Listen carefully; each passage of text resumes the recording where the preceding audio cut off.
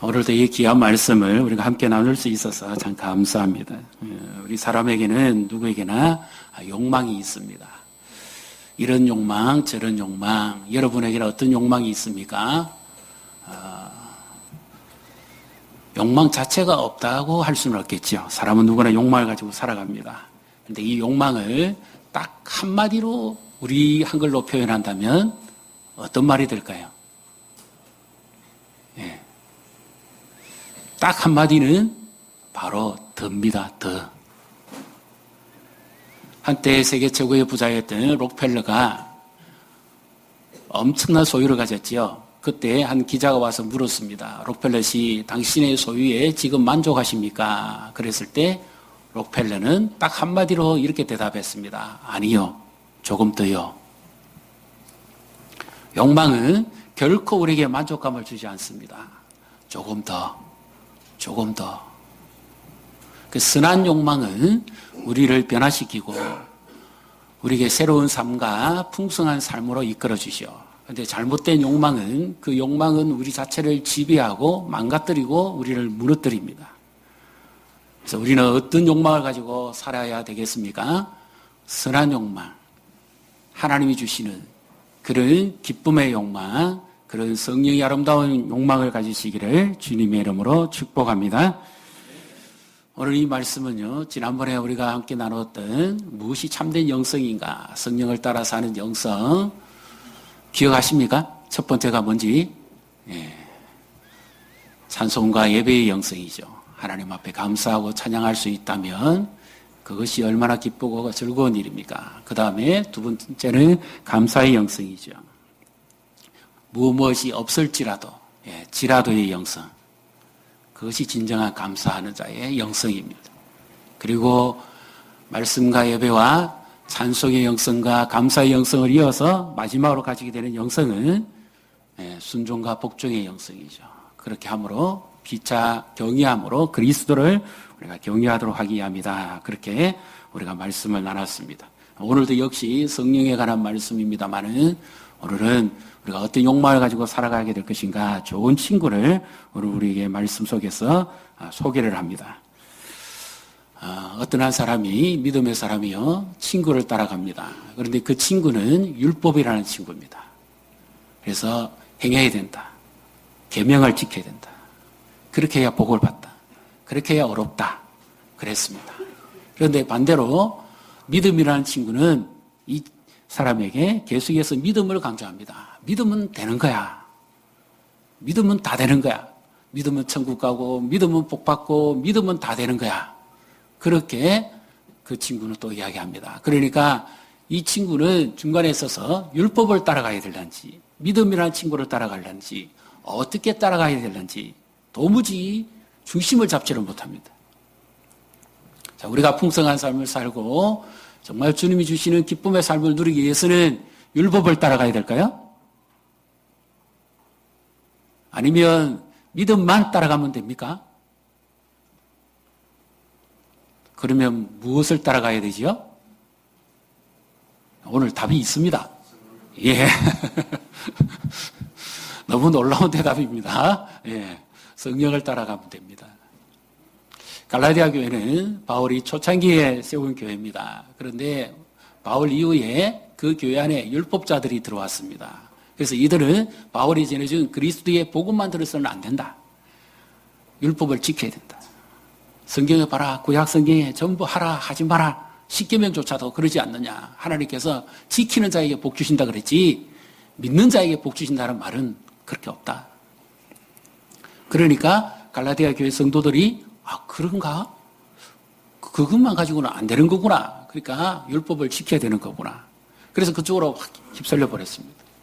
그런데 또 반대편의 사람들은 아니다. 믿음만 있으면 된다. 열심히 믿기만 하면 하나님이 복 주신다 그랬다. 믿기만 하면 하나님이 어렵다 한다 그랬다. 성경에 봐라. 전부 믿음으로 말미암아 어렵다 하지 않느냐.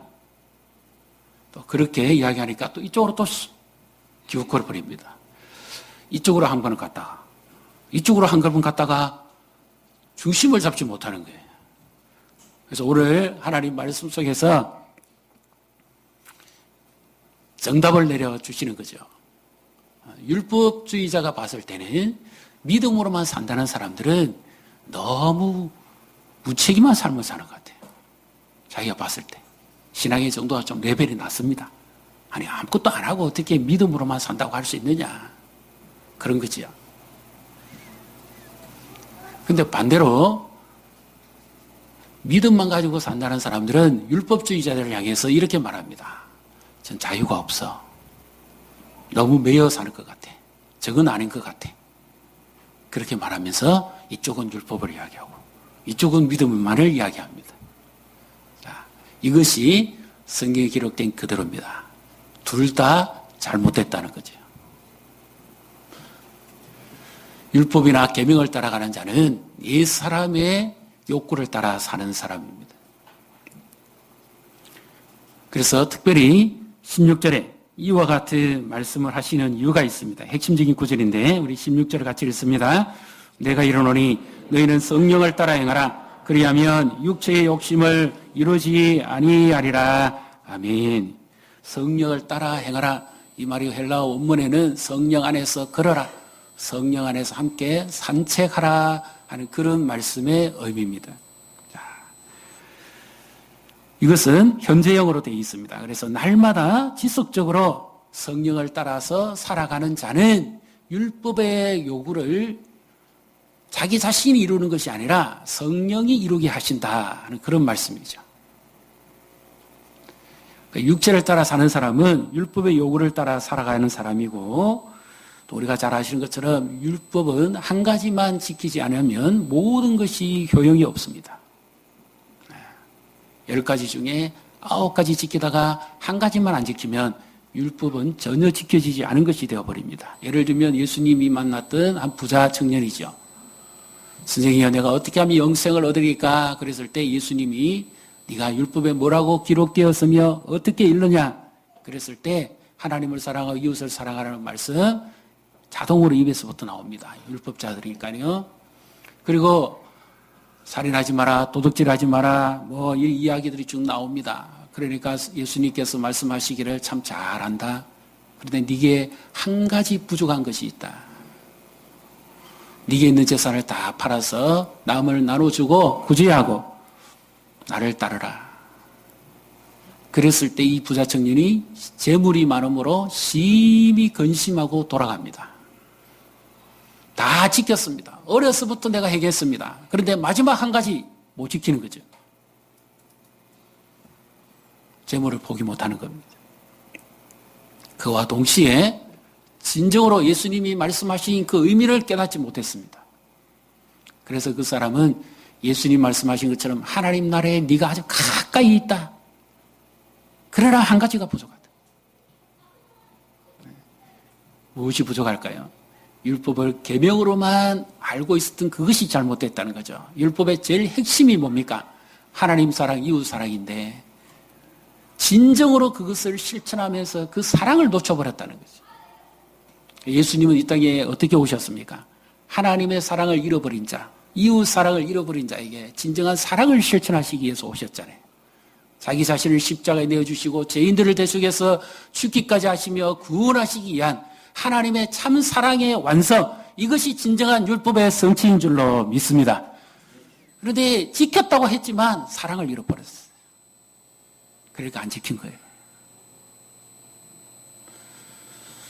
동시에 믿으면 됩니다. 믿으면 다 됩니다.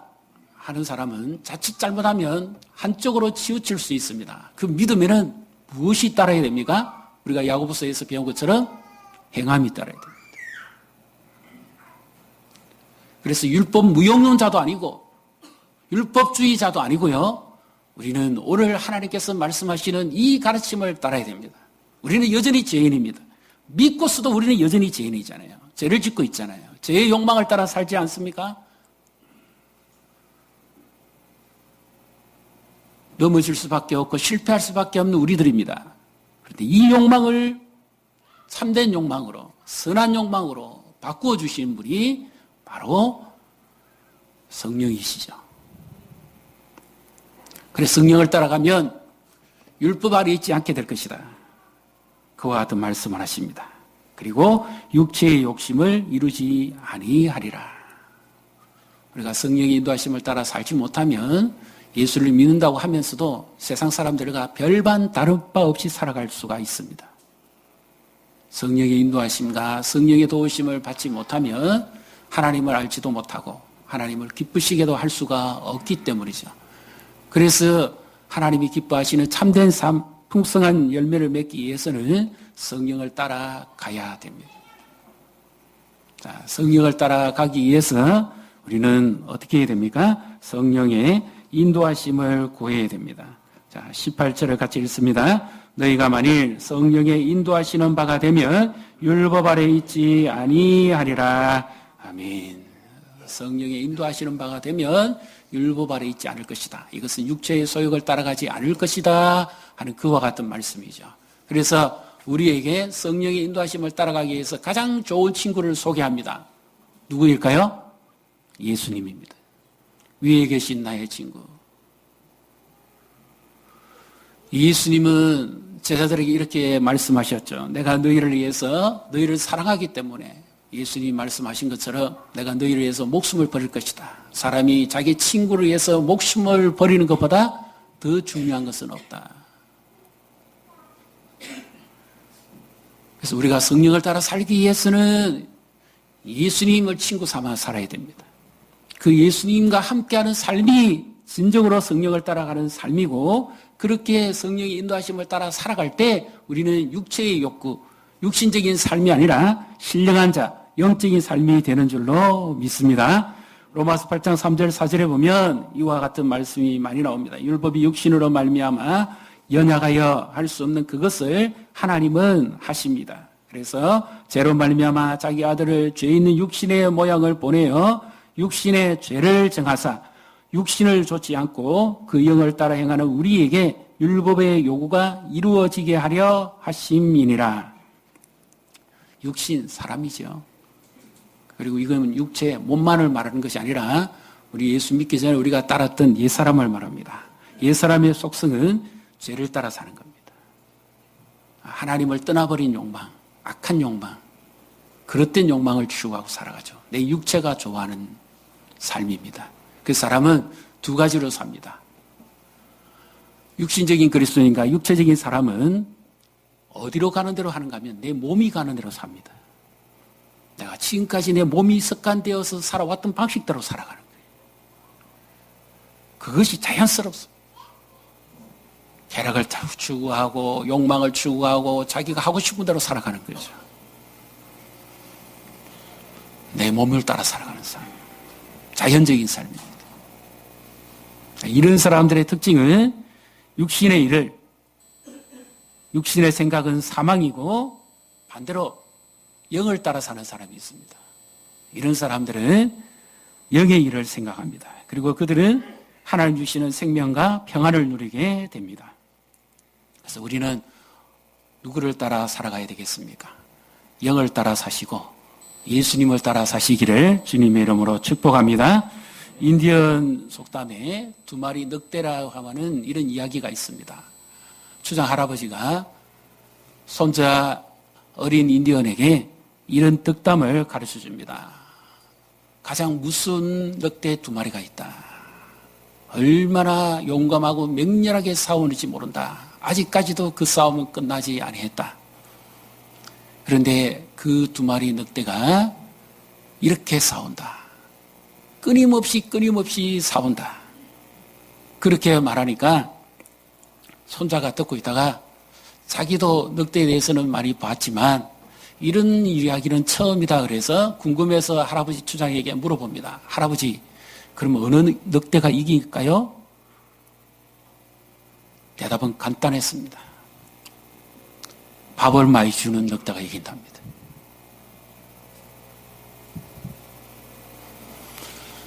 이 두 마리 늑대의 싸움, 우리 안에 있는 내면의 싸움입니다. 바울이 로마서 7장에서 고백한 것처럼 오라 나는 공고한 사람이로다. 이 사망의 몸에서 누가 나를 건져내라. 내가 마음으로는 하나님의 법을, 그러나 내 몸으로는 죄의 법을 따라 사느니라. 그래서 육체의 욕구를 쫓아가는 늑대가 내 안에 한 마리 있고요. 성령의 욕구를 따라서 하는 욕구가, 그 늑대가 내 안에 한 마리가 있습니다. 누가 이깁니까? 여러분 안에 이 두 마리 늑대의 싸움에서 누가 이기죠? 내가 힘을 더 많이 실어주는 쪽으로 갑니다. 그놈이 이깁니다. 내가 육체를 따라 힘을 주면, 자극하면 그 늑대가 왕성하게 일어납니다. 순간적으로 영의 일을 다 짓밟아 먹어버립니다. 반대로 내가 영을 따라 살면 그 늑대가 왕성하게 일어납니다. 하나님의 말씀으로, 지혜와 총명으로, 성령의 능력으로 내 삶을 완전히 의거하고 하나님이 기뻐하시는 생명수 강가로 인도해 가는 줄로 믿습니다. 이것이 한순간 예배 드릴 때만 나타나는 것이 아니라 우리 삶 속에서 지속적으로 행해야 된다는 거죠. 성령을 따라 행하라. 한번 그렇게 하라는 것이 아닙니다. 한번 은혜 받으라는 게 아닙니다. 한번 부엌에 가서 눈물을 흘리라는 게 아닙니다. 한번 산에 가서 소나무 뿌리 뽑으라는 게 아닙니다. 지속적으로 해라는 거예요. 매일매일. 예배당에 왔으면 성령 충만하고 성령을 따라 사는 것처럼 하지 말고 오히려 엿새 동안의 성령 충만함을 받아서 일곱째 날 주님 앞에 와서 더 큰 성령의 충만함을 받으라는 거예요.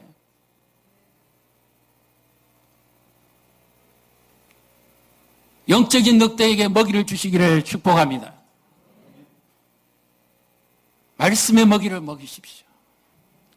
기도의 먹이를 먹이십시오. 사랑의 먹이를 먹이셔야 돼요.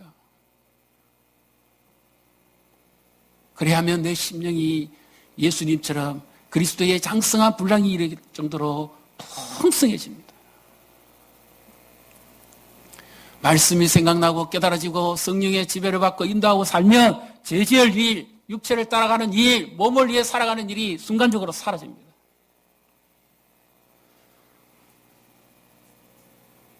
그런데 이 일을 따라가지 아니하고 다른 데 먹이를 자꾸 주면 예배 마치면 뭐 할까? 오늘 어디 가서 놀까? 오늘 나머지 시간 뭐하고 보내지? 육체의 즐거움과 그 소욕에 자꾸 먹이를 주는 거예요. 그럼 예배는 잠깐입니다. 그 이유는 내 육체를 따라 살아가는 거죠. 이건 육신적인 삶입니다. 예배당 안에 있지만 실제로 하나님을 경험하지 못한 자의 삶이 될 수가 있습니다. 만일 이것이 거듭거듭 내 안에서 반복되어진다면 성령의 인도하심을 따라 살아가지도 못할 뿐만 아니라 성령을 근심시키게 됩니다. 에베소 4장 30절에 나오는 말씀처럼 너희는 성령을 근심케 하지 마라. 근심케 한다는 말은 거스린다는 겁니다. 자꾸 자극을 줘가지고 성령의 힘이 약해질 정도로 약해져가지고 기운을 빼버리는 거죠. 그렇게 하지 말라는 거예요. 왜냐하면 너희가 약속의 날까지 인치심을 받았기 때문에 성령의 욕구를 거절하면 거절할수록 자꾸 내 안에 육체의 욕구가 막 슈퍼맨처럼 일어납니다. 나중에 성령의 일을 기운이 빠져가지고 하지 못합니다. 세상적 즐거움과 재미 안에 갇혀서 하나님이 기뻐하시는 것을 깨달아 알 수가 없던 거죠. 그 육체의 힘을 위해서만 살아가는 존재가 되어버립니다. 그래서 성령을 따라 행하라는 거죠. 성령의 인도하심을 따라 살아갈 때 하나님이 기뻐하는 삶을 우리가 깨달아 알 수가 있고요. 하나님께서 그와 같은 지혜를 주신다는 것입니다. 그래서 이 성령의 인도하심을 따라 살아가기 위해서는 우리가 성령님을 사모해야 됩니다. 18절에도 또 나옵니다만은 성령의 인도하심을 구하지 않은 자들의 열매는 19절부터 21절에 나오는데 이것은 우리가 어디에 힘을 실어주느냐, 지배를 받느냐에 따라 다르게 나타나는데 19절부터 21절을 간단하게 요약해 보면 이와 같은 나옵니다. 육체의 일은 이렇게 시작하면서 성적인 부도덕과 타락을 이야기합니다. 그 다음 절에는 우상 숭배와 더러운 죄 짓는 것을 말합니다. 그 다음에는 사회적인 관계에 잘못된 것을 말하는 거죠. 그 다음에 뭔가에 잘못된 중독과 지배를 받는 것입니다. 중독이 얼마나 무섭습니까? 노래도 세상 노래는 그냥 절로 그냥 몇 번만 들으면 각인이 돼버려요. 요즘 아이들 보니까 노래를 그렇게 잘해요. 근데 어떻게 잘하느냐, 몇 번 들으니까 그냥 그대로 딱 나오더라고요. 찬양을 하라 그러면 그렇게 못합니다.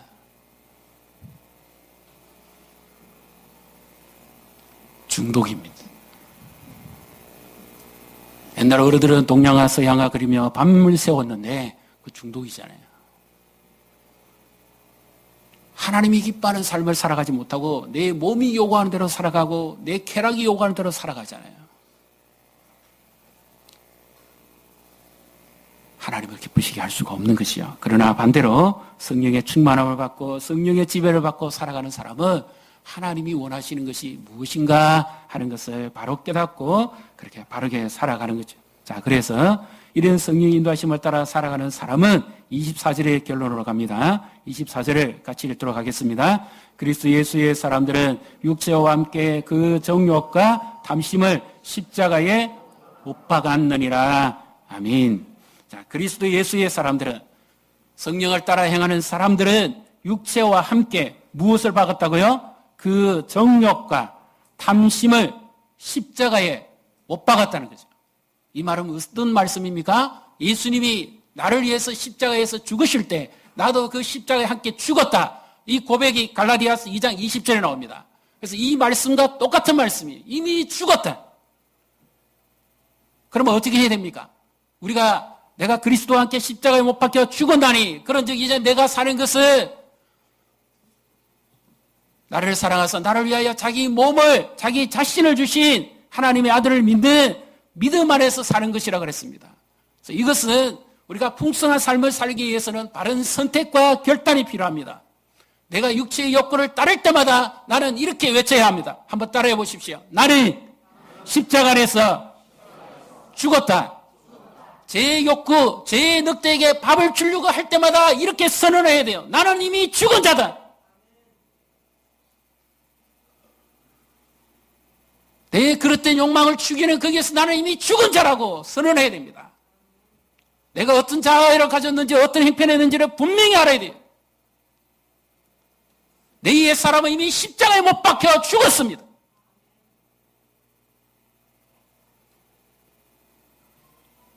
내가 사는 것은 나를 사랑하사 나를 위하여 자기 자신을 주신 하나님의 아들 예수 그리스도를 믿는 믿음 안에서 사는 것입니다. 그러므로 우리가 선택해야 될 것은 무엇입니까? 하나님의 법을 지키는 것.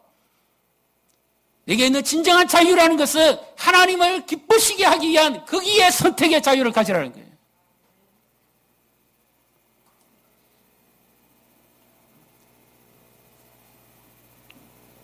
제 유혹이 올 때마다 나는 외쳐야 됩니다. 나는 죽은 자다.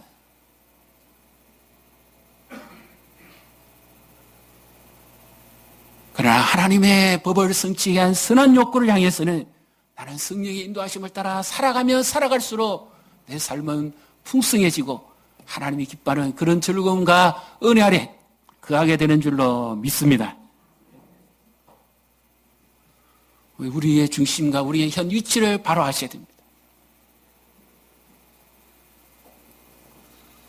어떤 유명한 영성가가 이런 말을 했습니다. 자신이 성령의 인도하심을 받지 못할 때마다 세상적인 생각과 욕구에 끌릴 때마다 그는 이런 고백을 했답니다. 하나님, 나를 불쌍히 여기소서. 나는 주께서 나를 붙들어 주시지 않으면 나는 이와 같이 살 수밖에 없습니다.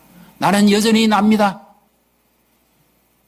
허물과 제약으로 죽었지만 여전히 나는 옛사람의 욕망을 추구하고 부추기고 살아갈 수밖에 없는 그와 같은 존재입니다. 그러니 주님께서 나를 불쌍히 여기사 나를 도우시고 나에게 성령의 충만함을 주십시오. 성령의 인도하심을 따라 살아가기를 원합니다.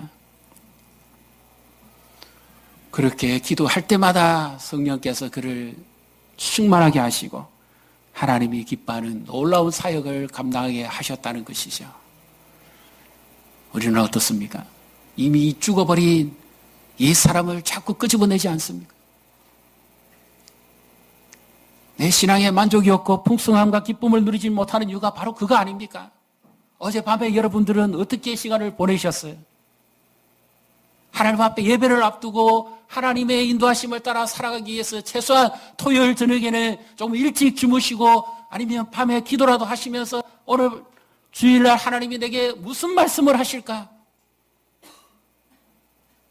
한 주간을 살면서 그런 기대감과 그런 가운데 하나님 앞에 예배에 참석하시며 하나님께서 이미 내게 먹인 그 영혼의 늑대, 그 신령한 늑대가 힘을 얻어가지고 풍성하게 채워져 있는 상태에서 말씀이 들어가기 때문에 그 말씀의 능력이 100배나 더하게 될 줄로 믿습니다. 무엇이 더 중요합니까? 잠시 있다가 사라져버릴 육체의 즐거움과 쾌락을 쫓으면 영적 유익을 놓쳐버리고 맙니다. 결단하셔야 됩니다. 네 사람은 이미 죽었다. 나는 그리스도 안에서 새롭게 산 사람이다. 초신자도 괜찮습니다. 누구든지 말씀을 따라 성령의 인도하심을 따라 한 주간을 그렇게 보내는 자에게 하나님은 그에게 영혼의 양식을 풍성하게 먹이십니다.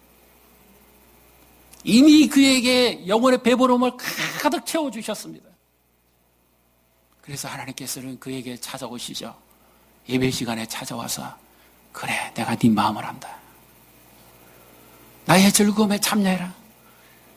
과거에 우리 할머니들이 잔치집에 가면 거기에서 실컷 일해주고 온 옷의 냄새를 다 배겨오면서 머리에서부터 냄새 다 나잖아요. 맛있는 냄새가.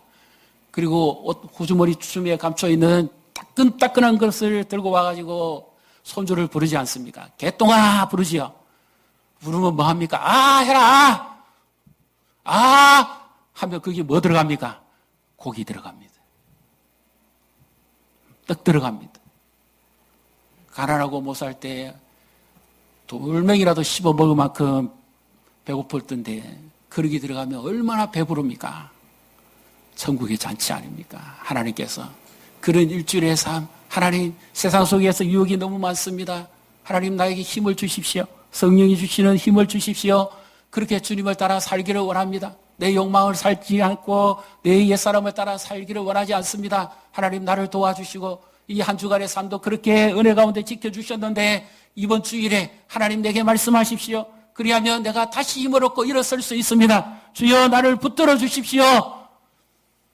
이런 갈급함과 사모함으로 오는 자에게 하나님은 하늘의 창고를 여셔서 신령한 양식으로 먹이실 줄로 믿습니다.